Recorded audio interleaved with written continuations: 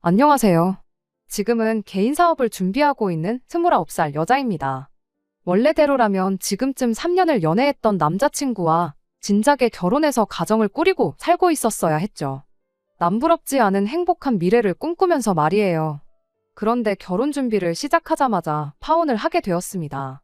하지만 일말의 아쉬움조차 없고 후회도 되지 않아요. 왜냐고요?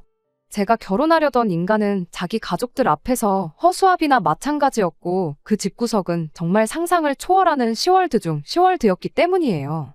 처음에는 그냥 시어머니가 조금 유난스러운 정도라고만 생각했어요. 모시고 살 것도 아닌데 그게 뭐가 문제겠냐 하고 대수롭지 않게 생각하려고 했었죠. 세상 어딘가에 어떤 분들은 좋은 시어머니 만나서 마냥 편하게 느껴지는 분들도 계시겠지만 대부분의 사람들이 시어머니를 불편해하는 게 당연한 거 아닌가 생각했거든요. 그런데 이 집구석은 불편한 정도가 아니라 선을 넘어도 한참을 넘어버렸어요. 뭐 얼마나 대단한 집구석이라고 저를 사람 취급도 안 해주는데 저라고 이 인간들을 사람 취급을 해줘야 하는가 싶었죠. 결혼을 더 두고 볼 게 있는 건가 싶은 생각이 드는 순간 속 시원하게 파혼 선언 해주고 돌아왔습니다. 3년 연애하는 동안 정도 많이 들었고 사랑했으니 결혼까지 생각했던 거지만 그 시간이 아까울 뿐이지 아쉬운 마음은 하나도 없네요. 아마 지금 파혼 안 했으면 이혼했을 게 분명했으니까요. 이혼녀로 사는 것보다야 파혼한 게 100번 1000번 나은 거 아니겠나요? 말씀드렸다시피 남자친구 자체만 두고 보면 나쁜 사람은 아니었어요. 남자친구는 직장 동료로 처음 만났습니다. 회사에서 저보다 2년 선배였고 직장 동료로 1년을 지내다 회식 자리에서 남자친구가 난데없이 고백을 해오는 바람에 연애를 시작하게 되었어요. 회사 자체가 규모가 작고 워낙에 가족 같은 분위기라 그런지 오히려 다른 직장 상사들은 물론이고 사장님까지 나서서 남자친구를 밀어줄 정도였죠. 보통 규모가 작은 회사일수록 사내 연애를 기피한다던데 저희 회사는 그런 게 전혀 없었습니다. 아무튼 그렇게 저희는 연애를 시작하게 되었어요. 암만 공인된 연애를 하게 되었다고 하더라도 업무에는 지장을 주지 않게 공과 사는 확실하게 구분했습니다. 그래도 남자친구라고 회사에서 이욕심 안 부리고 가늘고 길게 가려고 하는 모습이 조금 답답한 면은 있었지만 그런 거 말고는 성격적으로 문제가 되는 건 하나도 없었습니다. 이따금씩은 일할 때 그런 모습을 연애할 때도 보여줄 때가 있어 답답할 때가 좀 있었지만 대부분의 상황에서 제게 항상 먼저 양보해주고 싸움이 날 법한 순간이 오면 먼저 저를 위해 한 수 적고 더 주는 그런 스타일이었어요. 그리고 그런 배려가 그렇게 나쁜 것만은 아니었어요. 어지간한 일로 다투는 일 한 번 없었고 대부분 저한테 맞춰주고 그랬죠. 처음 남자친구와 결혼을 약속하고 저희 집에 남자친구를 처음 소개했을 때 저희 어머니께서는 남자친구의 이런 면보다는 다른 모습을 더 마음에 들어 하셨어요. 바로 밥을 복스럽게 잘 먹는 모습이었죠. 저희 아버지가 밥 먹을 때 그렇게 까탈스러우실 수가 없거든요. 반찬 투정은 기본이고 반찬이 많으면 음식간을 가지고 그렇게 투덜거리실 수가 없어요. 그렇다고 아버지가 입맛이 귀신 같으신 것도 아니고 요리를 잘하시는 것도 아니거든요. 그냥 식사하실 때마다 좋은 말을 하는 법이 한 번 없는 그런 스타일이셨죠. 남자친구를 저희 집에 처음 인사시켰을 때 어머니께서 남자친구가 뭐를 좋아하는지 몰라서 이것저것 음식을 준비해 주셨는데 밥을 고봉밥으로 한 공기를 더 먹으면서까지 어머니께서 준비해 주신 밥을 정말 싹싹 다 먹었거든요. 평소에도 데이트할 때 보면 번거롭더라도 남은 음식은 싸가거나 남기는 법이 없는 사람이긴 했는데 그걸 보고 어머니께서 참 밥을 복스럽게 먹는다고 하시니 그랬구나 싶은 생각도 들었어요. 남자친구는 그런 저희 어머니 칭찬에 어색하게 웃으면서 쌀 한 톨에도 다 농부님들의 피와 땀이 섞여 있는 건데 그걸 버린다는 건 그분들 고생한 걸 무시하는 짓이라고 배웠다며 쑥스러워했지요. 남자친구가 집에 돌아가고 어머니께서 저는 한 번도 생각해 본 적 없는 장점을 가지고 장점이라고 말씀하시는데 너네 아빠 마냥 차려주는 밥마다 툴툴대고 그러는 것보다 저렇게 복스럽게 먹는 게 100번 낫지 하는 말이 그제서야 왠지 공감이 가기 시작했어요. 그때까지만 해도 이 음식을 남기지 않는 남자친구 습관 때문에 파혼까지 하게 될 줄은 정말 상상도 못했습니다. 그냥 먹성이 좋아서 음식을 남기지 않는 게 아니었거든요. 그 사실을 처음 깨달은 건 그렇게 남자친구를 저희 집에 인사시키고 남자친구 부모님을 처음 찾아뵙게 되었던 날이었어요. 저희 집이 했던 것처럼 집에 초대된 건 아니었고 밖에서 외식을 하기로 되어 있었어요. 남자친구 아버님이 일 때문에 시간을 내기 어려워 점심시간에 해서 직장 근처에서 만날 계획이었거든요. 약속 장소에 도착하니 아버님만 자리에 계셨죠. 남자친구 어머니한테 연락했더니 길이 막혀서 조금 늦을 것 같다고 먼저 들어가서 음식들 시켜놓고 있으라 하더라고요.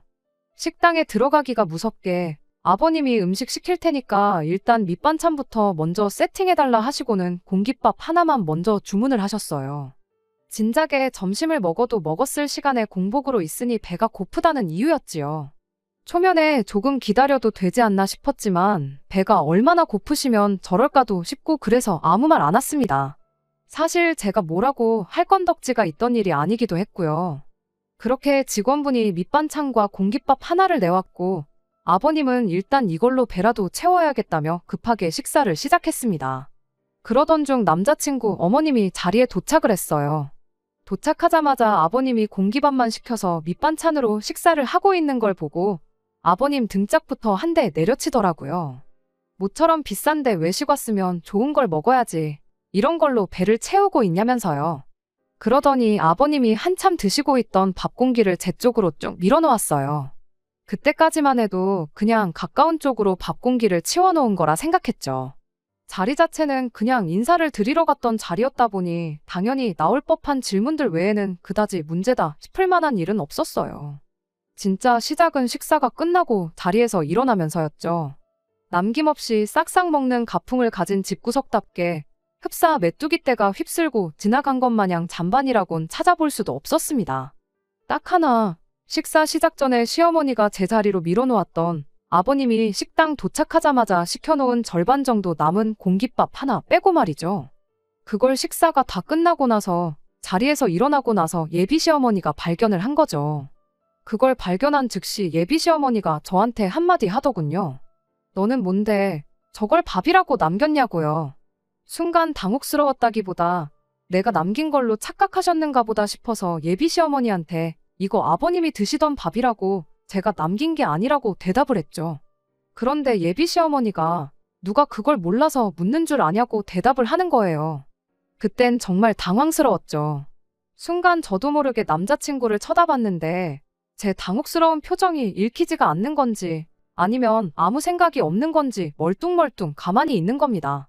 평소에도 썩 도움이 되는 편은 아니었지만 그날따라 남자친구는 왜 이렇게 쓸모가 없던지 도무지 예비 시어머니의 의도가 무언지도 모르겠고 제 말을 잘못 들었던 건가 싶기도 해서 다시 대답을 했어요. 제가 남긴 게 아니고 아버님이 남기신 거라고 말이죠. 더 따지지는 않았지만 그 말이면 충분히 번지수를 잘못 찾았으니 밥 남긴 거 가지고 잔소리를 하려거든. 나 말고 아버님한테 하시라는 메시지가 담겨 있다고 생각했습니다. 예비 시어머니는 그런 제 대답에 한숨을 푹 쉬더니 바로 직원분을 불러서는 일회용 봉지 하나를 달라 했어요. 그리고는 온갖 양념장이 묻어있는 남은 밥을 봉지로 옮겨 담더니 봉지 끝을 묶어서는 이건 너가 집에 가져가서 먹어라 하고는 그 봉지를 저한테 넘기는 거 아니겠어요? 순간 또 이게 무슨 상황인가 싶어서 이 밥을 제가 어떻게 먹냐고 되물었죠. 예비 시어머니는 그릇에 옮겨서 전자레인지에 1분만 돌리면 된다고 찬밥도 한 번 안 먹어봤냐며 또 뭐라 궁시렁대기 시작했죠. 어이가 없어서 제가 설마 전자레인지 사용법도 몰라서 그러는 거겠냐고. 아버님이 먹다가 남긴 밥을 왜 저한테 처리하라고 그러시는 거냐 했죠. 이때까지만 해도 저한테 짓궂은 장난을 치는 건지 진심으로 저러는 건지 애매했는데 며느리의 희생정신이 어쩌고저쩌고 하면서 열변을 토하는 모습을 보니 아, 이게 진심이구나 하는 생각이 대번에 들더라고요. 며느리 희생정신이 웬 말인가 했더니 비싼 밥 먹으려고 외식 나와서 시아버지가 맛있는 걸 더 많이 드시는 게 당연한 거지 쌀밥으로 배를 채우게 하는 게 말이나 되냐고. 며느리면 며느리답게 시어른들이 맛있는 거 하나라도 더 드시게 양보하는 것이 기본 아니겠냐는 말도 안 되는 소리를 하더라니까요. 어이가 없어서 아니 맛있는 거 많이 드시는 것도 좋은데 안 드실 거면 그냥 남기면 되는 거 아니냐고 그렇게 대답했더니 이번엔 또 저보고 버리기는 뭘 버리냐고 얘가 음식 아까운 줄도 모른다고 또 뭐라 하는 겁니다. 와, 진짜 어이가 없어서 웃음도 나오지를 않더라니까요. 그렇게 어이없게도 예비 시어머니가 건네준 먹다 남은 밥이 들어있는 투명 봉다리를 받아들고 가게 밖을 나오게 되었어요. 두 분이 차 타고 건물 밖으로 나가는 걸 보자마자 그 길로 남자친구한테 밥봉지를 던져줬죠. 남자친구한테 이 상황이 지금 말이나 되는 거냐고 대번에 따지면서요. 그랬더니 남편이 뭐 그렇게 예민하게 구냐는 듯 대답을 하는 거 아니겠어요? 원래 우리 집이 밥 남기는 거 안 좋아한다고 진작에 말하지 않았느냐고요. 아니 그럼 그걸 아는 인간이 이렇게 될 줄 알면서도 식사가 다 끝날 때까지 아버님이 먹다 남은 밥을 그렇게 내버려 둔 거냐고 따졌어요. 그랬더니 엄마가 하는 말 못 들었냐고. 그 상황에서 자기가 그 밥을 먹는다고 했어도 상황은 별반 달라질 거 없었다는 소리를 하더라고요. 말인즉슨 며느리가 가족들이 더 맛있는 거 먹도록 희생해야 하는 게 시어른들 뿐만 아니라 남편한테도 해당한다는 소리였죠. 못 먹을 거 준 것도 아니지 않냐길래 어이가 없어서 넌 그럼 우리 엄마나 아빠가 먹다 남긴 밥을 너한테 먹으라고 줘도 따라서 먹을 셈이냐 물었더니 그 말에는 또 아무 대답을 못 하대요. 자기도 길게 끌어봐야 좋을 거 하나 없겠다는 걸 알았는지 이내 저한테 미안하다고 사과를 하더라고요. 다음부터는 같은 상황이 생기면 자기가 먹는 쪽으로 하겠다면서요. 그리고 크게 걱정 말라고 원래 우리 집이 웬만해서는 먹을 걸 남기는 법이 없다고 오늘 같은 경우는 거의 보기 드물다며 웬만해서는 남는 음식이 없을 테니 같은 일이 또 일어나지는 않을 거라면서 자기가 신경 못 써줘서 미안하다고 계속해서 사과를 해왔습니다. 저만큼까지 사과를 해오는데 또 거기서 툴툴대고 있자니 그것도 제가 너무 속이 좁아 보이지 않겠나 싶어서 다음부터는 주의해달라고 다시 한번 한마디 하고 그렇게 그 날을 넘겼어요. 다음번에 예비 시어머니를 만나게 된 건 상견례 자리였어요. 사실 그날 이후로 아예 결혼을 엎어버리는 걸 생각 안 한 건 아니에요. 아무리 사람마다 자라온 환경이 다르고 집집마다 가풍이 다르다고 해도 그날의 일을 그냥 다르다는 이유로 묻어버리고 넘길 일은 아니었으니까요. 결혼하고 나서 시부모님과 함께하는 자리가 있으면 음식 남는 거 가지고 신경 쓰고 스트레스를 받게 될 게 너무 뻔한 일이잖아요. 남자친구가 믿어달라고 했지만 만에 하나 바뀌는 거 하나 없이 시댁과 교류할 때마다 저 혼자만 참아야 하는 상황이 온다면 남자친구 하나 믿고 결혼했다가는 제 인생이 한순간에 시궁창으로 직행하는 거나 마찬가지라는 생각밖에 들지 않았습니다. 그래도 남자친구가 자기가 같은 일이 일어나지 않게 해결하겠다며 믿어달라고까지 했는데 그걸 기회 한번 줘보지도 않는 것도 아니지 않나 그렇게 생각했었던 게 제 실수였지요. 그렇게 결국 양가 상견례를 준비하게 되었습니다. 상견례 장소는 섭외부터 전부 제가 했어요. 인사드리러 간 자리에서 제가 그런 꼴을 당했던 걸 부모님한테는 따로 말을 안 했다 보니 최대한 같은 일로 불상사가 생기지 않도록 하기 위함이었죠. 일부러 장소도 코스로 요리가 나오는 한정식집을 골랐습니다. 생선인지 고기인지 고르는 정도만 제외하면 같은 음식 같은 양의 음식이 각자 앞으로 똑같이 나오기도 하고 또 음식 나올 때마다 먼저 나온 음식도 치워주고 그러시니 행여나 막판에 가서 음식 남기는 문제로 헛소리를 들을 일이 없을 거라 생각했거든요. 그리고 만에 하나 저희 부모님이 앞에 있는데도 잠바는 며느리 몫이라니 어쩌니 하면서 똑같은 짓을 하면 그러면 그때는 뒤도 돌아볼 것 없이 그 길로 찬물을 남자친구든 예비 시어머니든 한 잔 시원하게 끼얹어주고 파혼할 생각이었죠. 그런데 이게 웬일인지 그런 불상사는 일어나지 않았어요. 코스 요리 시작은 빈 속부터 달래라고 전복죽이 조금 나왔는데 내장 잡내를 제대로 못 잡은 건지 제가 먹기에도 조금 비리더라고요. 그 상황에 입맛 까탈스러운 저희 아버지께서 죽이 좀 비리다고 하면서 한 입만 드시더니 그릇을 옆으로 치우셨어요. 순간 엄청 당황스러웠죠. 대각선 너머로 마주 앉아있는 예비 시어머니가 그걸 보더니 한마디 하고 싶은 건지 동공이 흔들리는 게 느껴지더라고요. 괜히 못 볼 꼴 볼까봐 차라리 한 소리 할 거면 나한테 하라는 생각으로 저도 그 자리에서 죽이 너무 비려서 못 먹겠다고 동시에 치워버렸어요. 하지만 그때까지도 예비 시어머니는 아무 말 하지 않았죠. 전복죽 말고는 다른 음식들은 다 괜찮았어서 고의적으로 남겼던 건 죽 정도밖에 없었습니다. 남자친구네처럼 그릇 바닥이 보일 만큼 싹싹 먹지는 않았지만 그거에 대해서도 딱히 아무 일도 없었어요. 지금 상황에서만 본다면 차라리 상견례 자리에서 무슨 일이 일어나야 했던 게 더 나았을 테지만 그때는 다행이다 안도의 한숨이 나올 만큼 상견례 자리에서는 별말도 없었고 일도 없었어요. 그냥 평범하게 밥 먹고 사소한 이야기가 오가는 평범한 상견례 자리였지요. 오히려 상견례 끝나고 집에 돌아와서는 저희 부모님께서 저한테 사돈 되실 분들이 다들 좋으신 분들인 것 같아 안심이라고 할 정도였으니까요. 저도 그날은 기분이 엄청 좋았어요. 남자친구가 같은 일은 두 번 다시 일어나지 않게 하겠다고 자기를 믿어달라고 그렇게 말했었잖아요. 그 약속을 너무나도 훌륭하게 지켜주었으니 기회를 줘보기를 잘했다는 생각 말고는 다른 생각이 들지 않을 정도였습니다. 그때는 몰랐던 거죠.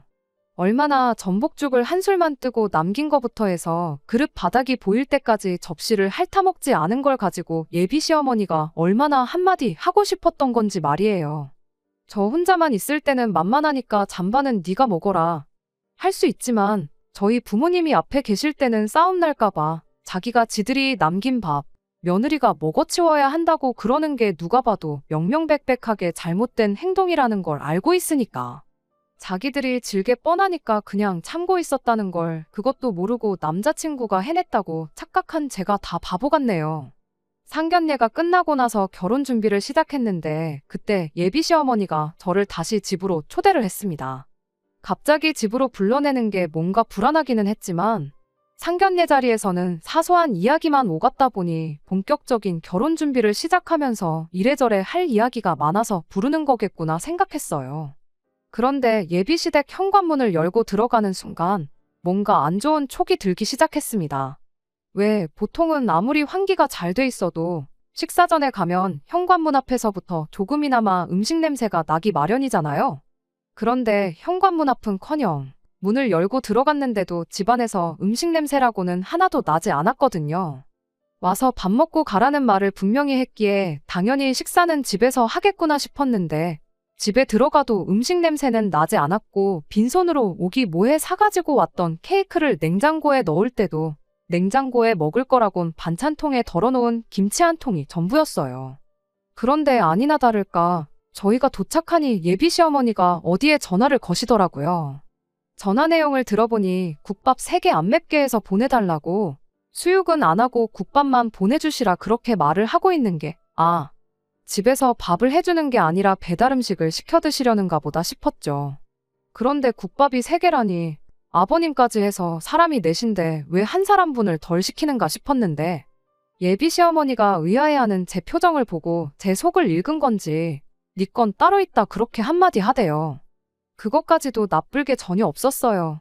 제가 비린내의 비위가 약한 편이라 원래도 국밥을 잘 안 먹는데 저는 그때까지만 해도 남자친구가 제가 못 먹을 걸 대비해서 그 사실을 미리 말해줬는가 보다 싶었거든요. 그걸 미리 말해줬으니 제 음식은 미리 다른 걸 주문했다는 거구나 그렇게 생각하고 편안한 마음으로 기다렸어요. 뭔가 할 이야기가 있어서 부른 것처럼 하더니 막상 결혼에 관련된 이야기는 따로 안 하고 저희 부모님은 잘 계시냐 하는 안부 이야기만 주고받고 있었습니다.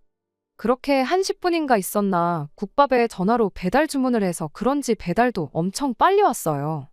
정황상 제 걸 먼저 시켰을 텐데 전화한 지 10분 만에 배달이 왔으면 내 건 당연히 나중에 오겠지 싶은 생각이었습니다만 세 사람이 말도 없이 제 음식은 도착도 안 했는데 포장용기 뚜껑을 열어서는 그대로 바로 식사를 시작하는 거예요. 뜨거울 때 먹어야 맛있어서 저러는 건가 잔반 남기는 것도 그렇고 참 먹는 데 있어서만큼은 가풍이 특이하다 그렇게 생각하고 말았죠. 식사 시작하니까 먹는데 열중해서는 별다른 말도 한마디 없었습니다. 처음엔 내 밥도 조만간 오겠지 싶었는데 막상 다른 사람들 밥이 반 이상 비워지기 시작하니 이거 가만히 있다간 이 사람들 다 먹고 나서야 밥을 먹겠구나 싶더라고요. 그래서 어머님한테 물었죠. 그때까지만 해도 그저 제 건 어디다 시켰는지 물어보고 언제쯤 도착할런지 전화 한 통 해볼 생각이었는데 예비 시어머니가 어련히 가만히 있으면 알아서 챙겨줄 건데 뭘 그렇게 보채냐고 짜증을 내면서 멀쩡히 잘 먹고 있는 남자친구며 아버님이 먹던 국밥 그릇에 당신이 먹던 것까지 챙겨서 부엌으로 주섬주섬 들고 가더군요. 뭔가 싶었는데 먹던 국그릇에서 국물을 한 국자씩 새 그릇으로 옮겨 담는 거예요. 그럼과 동시에 전자레인지에서 띵 하고 소리가 나대요. 그렇게 예비 시어머니가 제 앞에 가져다 준 건 김이 모락모락 나는 갓 데운 즉석밥에 한 국자씩 덜어서 만든 국그릇이었어요. 그리곤 가져갔던 국그릇들을 다시 사람들 앞앞이 가져다 주고 아무 일도 없었던 듯이 다시 식사를 시작하는 겁니다. 당최 이게 무슨 상황인가 싶어서 저는 그 자리에 그대로 얼어붙었죠. 그 와중에 자기 국그릇 돌려받은 남자친구가 한다는 소리가 이거 내 그릇 아니라고. 이따가 저한테 많이 덜어주려고 자기는 고기 건더기도 많이 안 집어먹었다며 국그릇을 다시 받기가 무섭게 바로 식사를 다시 시작한 예비 시아버지 거랑 자기 걸 바꾸대요. 그러더니 또 아버님이 잠깐이나마 먹던 그릇에 있던 고기 건더기를 한 움큼 집어서 제 그릇에 덜어주는 거예요. 웃는 얼굴에 침 못 뱉는다는데 많이 먹으라고 미소 짓는 남자친구 얼굴에 침 뱉는 건 물론이고 그 길로 국그릇을 얼굴에 엎어버리고 싶을 정도였습니다. 순간 숨이 턱 막히고 내가 뭘 기대하고 이 사람하고 결혼 준비를 이만큼까지 했는가 싶을 정도였어요. 제가 국밥을 비려서 잘 못 먹는다는 건 기억도 못하고 있는 게 문제가 아니라 지 가족들이 먹던 걸 내가 먹는 게 당연한 거라고 생각하고 있다는 사실에 소름이 다 돋을 지경이었어요. 이런 일이 두 번 다시 일어나지 않게 하겠다는 게 지 가족들이 저한테 그렇게 하지 못하게 막아주는 게 아니고 지 가족들이 처먹다 남긴 음식물 찌꺼기를 먹는데 익숙해지게 만들 생각밖에 없었다는 거였죠. 그 와중에 제가 이 어이없는 상황 앞에 한술도 뜨지 않고 가만히 있으니 남자친구 아버지가 국물이 없어서 안 먹는 거냐 하면서 여자가 짜게 먹어서 좋을 거 없다고 당신 마시던 물컵에 있는 물을 제 국그릇에 갑자기 들이부어 주더라고요. 그 길로 정신이 퍼뜩 들어서 내가 니들이 먹던 걸 왜 먹냐고 한마디 내질러주고 그대로 국그릇을 엎어버리고 자리에서 일어났어요. 냉장고에 넣어뒀던 케이크도 다시 챙겨서 니들이 먹다 남긴 음식물 쓰레기가 버리기 아까우면 남한테 주지 말고 니들끼리 실컷 처먹으라고. 아니면 며느리 말고 짬통을 밥으로 줘도 군말 없이 잘 처먹는 돼지 한 마리 구해다가 키우던가 하라 한마디 내지르고 그대로 자리에서 일어났어요. 그 와중에 예비 시어머니는 눈 하나 깜짝도 안 하고 먹으라고 사온 거면 케이크는 두고 가라 한마디를 하길래 이건 내가 사람 먹으라고 사온 거지. 음식물 찌꺼기나 맛있다고 처먹는 돼지들 주려고 사온 게 아니라고. 내가 이 집구석에 또 올 일은 없겠지만 다음번에 올 때는 케이크 이런 거 말고 돼지 사료나 좀 사올 테니 그렇게 알람하라고 그 길로 그 집구석을 뛰쳐나와 버렸어요. 이제 뭐 이 집에 예비 며느리도 아닌데 할 말 못할 말 가리지 않고 다 나오더라고요. 다른 것보다 속이 너무너무 후련했네요. 그렇게 집 밖을 나오니 남자친구가 이게 무슨 상황이냐고 저를 따라 쫓아나오길래 한마디 해줬어요. 밥도 다 안 먹었는데 여기까지 따라 나와도 되는 거냐고 엄청 걱정해주는 말투로요. 괜히 음식 남기면 내가 바닥에 엎어놓은 것도 잔뜩일 텐데 부모님이 네가 먹던 거랑 바닥에 엎어진 찌꺼기랑 먹어야 되지 않겠냐고. 그거 부르니까 나 붙잡을 시간 있으면 집에 들어가서 부모님 대신해서 음식물 찌꺼기나 실컷 처먹으라 한마디 해주고 그렇게 그냥 집으로 돌아갔습니다. 집에 도착하니 남자친구가 전화로 애걸복걸 해명을 하면서 저를 붙잡대요. 상견례 자리에서 전복죽 남긴 걸 보고 어머니가 벼르고 있었답니다. 그때 그렇게 음식 남기는 거에 대해서 말을 했는데도 자기 앞에서 버젓이 음식을 남긴 게 며느리가 시어머니한테 기싸움을 거는 걸로 받아들이셨다는 거예요. 국밥을 섞어서 저한테 준 게 그걸 저한테 진짜로 먹이려고 그랬던 게 아니고 먹는 척이라도 했으면 그러니까 앞으로 음식 남기지 않겠다는 그 의지만 보여줬어도 어머니는 저를 가족의 일원으로 인정을 해줬을 거라는 소리를 하는 겁니다. 그걸 해명이라고 하고 있냐고. 결국 시어머니 하는 말에 찍소리도 못하고 시어머니가 먹으라면 짬밥도 먹는 척하는 며느리가 필요했던 거 아니냐고 한마디 해줬죠. 파혼하길 진짜 잘한 것 같다고. 하마터면 별 거지 같은 집에 내 발로 기어 들어가서 내 인생 시궁창으로 빠뜨릴 뻔했다. 그렇게 말을 이었더니 남자친구가 사과를 하다 말고 혼자 욱해가지고 너 지금 우리 집을 시궁창이라고 한 거냐고 성질을 내는 거 아니겠어요? 음식물 찌꺼기를 밥이라고 주는데 그게 시궁창이 아니고 뭐냐고. 시월드나 시궁창이나 시자 들어가는 거 똑같은데 그게 그거 아니겠냐 말하고 2번 다시 연락하지 말라 말하고 전화를 끊어버렸습니다. 진작에 2달 전에 했었어야 했던 파혼 선언을 이제서야 하다니 제가 정말 미쳤었구나 싶었네요. 파혼을 선언한 그날 집에서 사직서부터 썼습니다. 남자친구랑 한 공간에서 같이 숨 쉬는 것도 싫었거든요. 남자친구가 그만두면 될걸. 제가 남자친구를 위해 그만둬주는 그림처럼 보일 수도 있는데 그건 아니에요. 어차피 저도 언젠간 제 사업을 시작하고 싶었는데 회사 사람들도 좋고 남자친구도 있었다 보니 그냥 무난하게 흘러가는 회사 생활에 점점 익숙해져서 내 사업을 해보려던 결심이 약해지던 시기였거든요. 그래서 그만두는 데는 아쉬움이 없었어요. 다음날 회사 출근하자마자 사장님한테 사직서부터 전달했어요. 남자친구는 저를 볼 낯이 없던 건지 뭔지 모르겠지만 급하게 월차 내서 일을 빼버렸더라고요. 사장님이 저는 사직하겠다 하지 남자친구는 급하게 월차를 내서 쉬겠다고 하지. 무슨 일이 있어도 있겠구나 눈치를 챈 건지 뭔 일이 있냐며 제게 물으셨죠. 그래서 그냥 숨김없이 남자친구랑 파혼하게 된 이야기를 해줬어요. 은근 회사에서 처음으로 결혼하는 커플이 탄생하는 줄 알고 기대하셨던 사장님도 그 이야기를 들으니까 그런 집이면 파혼하는 게 100번 맞다면서 동의를 해줬습니다. 그리고는 제게 묻대요. 남자친구가 문제면 남자친구를 자를 테니 저보고 남아있으라고 저를 붙잡기까지 했어요. 이참에 새로 시작하는 마음으로 사장님한테 배운 역량을 발휘해 이젠 내 사업을 시도해보고 싶어서 그만두는 거라고 말뿐이라도 정말 감사하다 말하고 그렇게 자리에서 일어났어요. 마음이 바뀌거나 생각처럼 잘 안 되면 연락하라는 사장님의 배려와 함께 저는 그렇게 회사를 그만두게 되었죠. 남자친구 소식을 다시 들은 건 그로부터 3달이 지나서였어요. 사장님한테서 연락이 왔거든요. 한참 사업 준비하고 있는 와중이었는데 사장님이 생각처럼 일이 잘 안 풀리면 네 전 남자친구는 진작에 잘랐으니까 돌아오고 싶을 때 돌아오라고 하시대요.